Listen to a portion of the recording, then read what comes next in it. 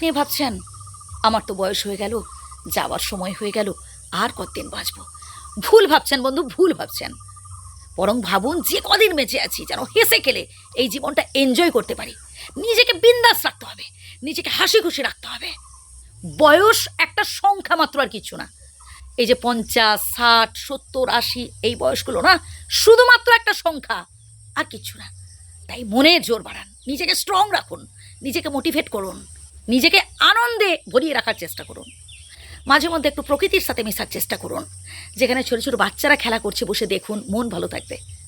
মন ভালো থাকলে দেখবেন শরীরও ভালো থাকবে। আর মন শরীর দুটো ভালো থাকলে সব কিছু বিন্দাস লাগবে। কে 10 তলা বিল্ডিং করলো, কে 4 চাকা করে ফেললো, কার পরিবারের রোজগার আমার থেকে কত বেশি, এইসব নিয়ে একদম ভাবতে যাবেন না তো। বরং ভাবুন আপনার যতটুকুন আছে সেটাই আপনার কাছে অনেক। টেনশান করবেন না, একদম টেনশান করবেন না। আসলে যত বেশি রোগ ব্যাধি অসুখ বিসুখ দেখবেন এইসব টেনশান থেকেই হচ্ছে।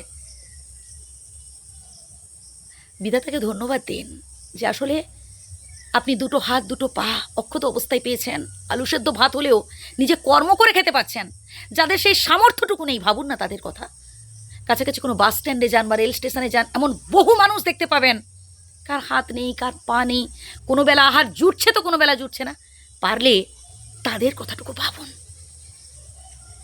এবং মাঝে মধ্যে একটু প্রকৃতির সাথে মিশুন।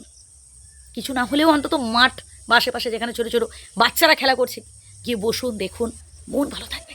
এখন তো হাতের কাছে মোবাইল রয়েছে, টিভি রয়েছে, আপনি বাড়িতে বসেই সারা দুনিয়াটাকে চিনতে পারবেন, জানতে পারবেন। এতে কি হবে জানেন তো? এই যে আপনি ভাবছেন আপনার জীবনে শুধু দুঃখ কষ্ট, আপনার এই ধারণা থেকে আপনি বেরিয়ে আসতে পারবেন। দুঃখ কষ্ট সবার জীবনেই আছে।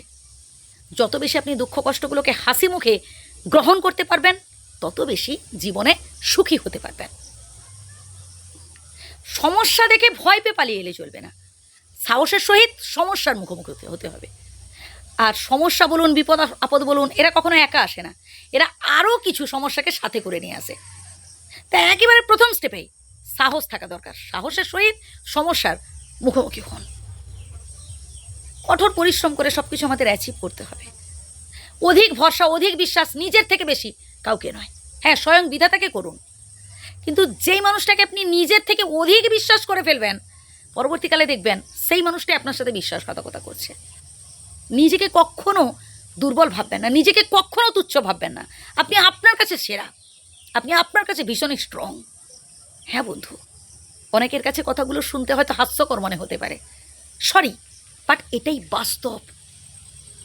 তাই সবার কাছে চোখের জল নয় ভাই, নিজেকে স্ট্রং রাখুন এবং মনোবল বাড়ান। সুখ দুঃখ সবটাই সমানভাবে গ্রহণ করার চেষ্টা করুন। ধন্যবাদ।